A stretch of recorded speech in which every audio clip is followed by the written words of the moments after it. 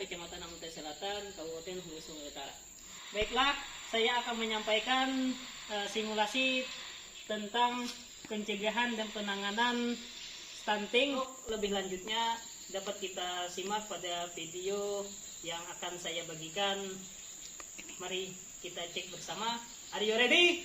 Ready? Yes. Assalamualaikum warahmatullahi wabarakatuh. Selamat siang selamat pagi menjelang siang. Bagaimana keadaan Yongjan hari ini? Alhamdulillah baik saja celeh. Hari ini kita pertemuan membahas tentang masalah stunting.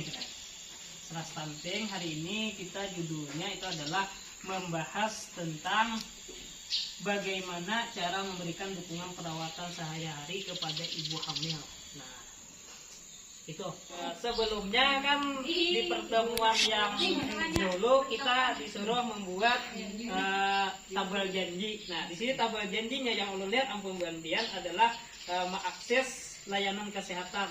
Nah, mulai layanan kesehatannya itu adalah satu posyandu, kemudian puskesmas. Nah, apakah sudah pian mengakses gitu? Nah, sebetulnya di sini kan memang ada pian ke puskesmas ke posyandunya itu aktif aja. Nah, jadi yang ini termasuk sudah baik untuk tabel janjinya.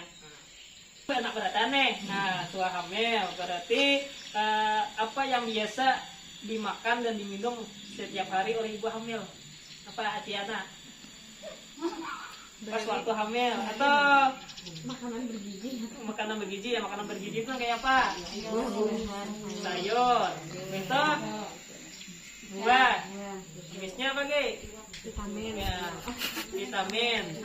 Habis itu vitamin tambah darah. Nah, itu jelas itu makanan yang bergizi penting bagi ibu hamil. Tadi kan ada yang mengandung karbohidrat, itu jelas kayak nasi itu kan jagung, sagu. Kalau kita kan ada sagu, jadi kita adalah nasi itu beras. Nah, beras. Kemudian tadi ada vitamin itu berasal dari buah. Jadi kada perlu jelas buah itu buah yang larang. Misal memakan makanan yang bergizi sangat penting bagi ibu hamil. Nah, ini tadi karena mencegah kekurangan darah yang dapat mengakibatkan anak stunting. Nah, itu tadi selain makanan yang bergizi, pian perlu juga meminum tablet tambah darah. Nah, yang ini di rumah kayak apa aja?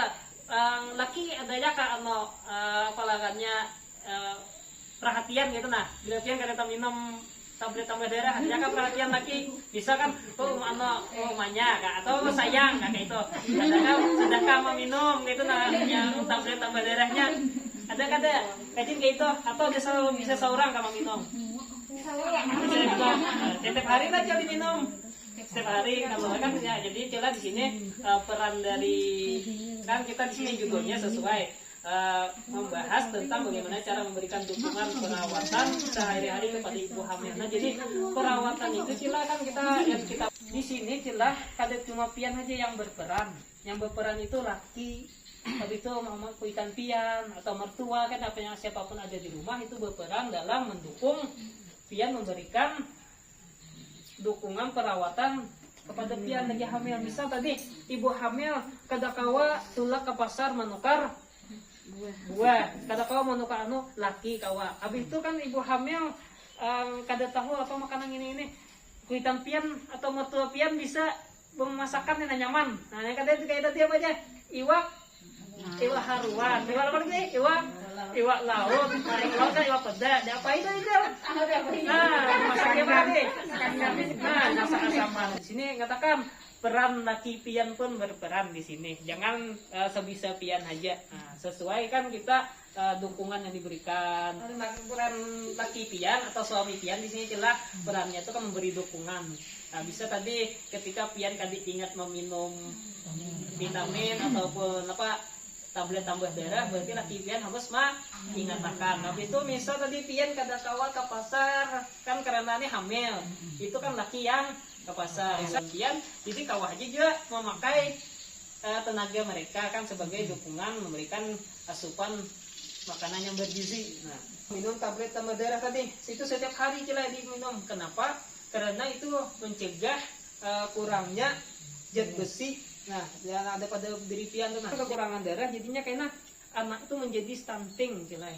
Nah, ibaratnya tuh kan potensi anak lahir stunting itu ada karena kita kurang darah. Nah, jadinya perlu meminum tablet tambah darah supaya pian kada kekurangan darah dan janin itu sehat. Nah, habis itu ulun akan membagi menjadi 2 kelompok, bantian 3-3. Nah, jadi bergabung dengan kelompok Ibu Yana kan yang di sini bertiga, kelompok Ibu Erwina di sini bertiga. Jadi di sini karena ulun akan membagi kelompok yang pertama itu adalah menuliskan apa jenis makanan bergizi yang diperlukan untuk Yana. Kelompok 2 karena di Erwina. Nah, kelompok 1 tadi tugasnya yang pertama adalah apa jenis makanan yang bergizi yang diperlukan oleh ibu hamil. Yang kedua adalah dukungan apa yang diperlukan agar ibu hamil makan makanan bergizi. Nah,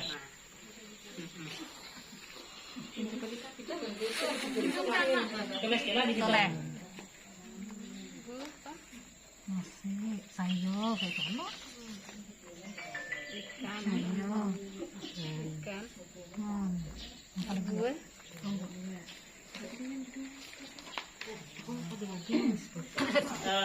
dukungan yang diberikan kepada ibu hamil. Kemudian ada yang membawa buku kia kan? Coba buka buku kia. Buka aja lah, ulun ada juga kan. Buka buku kia. Nah, di situ kayak ulun ini. Nah, tuh. Nah, ada gambarnya kayak ini. Nah, itu kan ada porsinya kalau cewek di situ. Nah, daging. Nah, ini jelas termasuk di protein. Nah, kemudian ada sayur-sayuran ke vitamin. Habis itu ada karbohidrat, ada dari mineral kan ya. Nah, yang ketahui ya, buntian itu harus mengetahui porsi-porsinya sesuai yang ada di buku kia.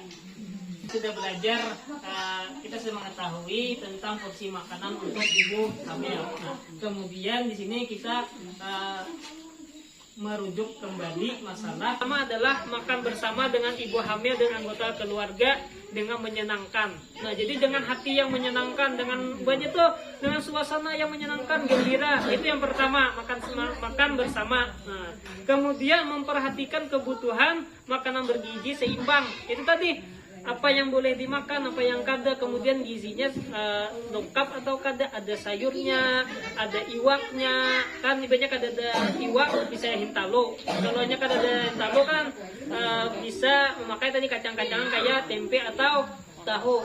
Kemudian menyediakan air hangat dan mengusap punggung ketika ibu hamil mual. Nah, itu kan tugas laki. Jadi kan ketika pian mual di dapur atau mertua mengawani pian di dapur, itu termasuk dukungan, celah membantu. Pokoknya membantu itu termasuk dukungan dari keluarga, dari suami. Kemudian ini yang terakhir, peran dari seorang suami bersama dengan ibu hamil, anggota keluarga membatasi mengkonsumsi makanan yang pedas, yang manis, asin dan berminyak ataupun cepat saji, makanan kaleng dan instan.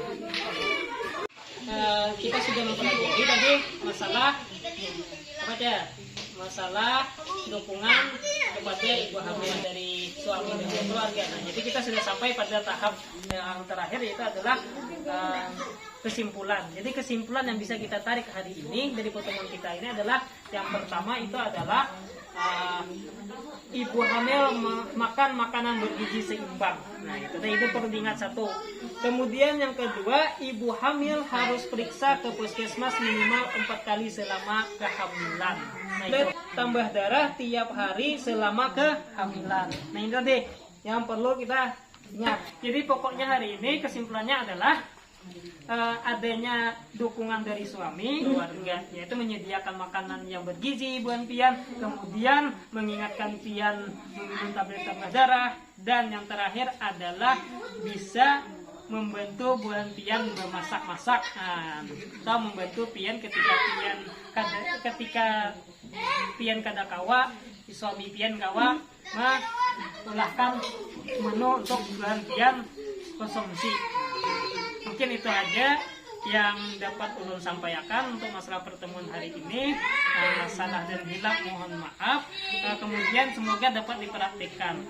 yang bisa mengingatnya dan mempraktekkan ya. Demikianlah simulasi tentang pencegahan dan penanganan stunting yang dapat saya paparkan pada modul dan sisi ini. Salah dan hilaf mohon dimaafkan. Wabillahi taufik. Assalamualaikum warahmatullahi wabarakatuh. Stunting no.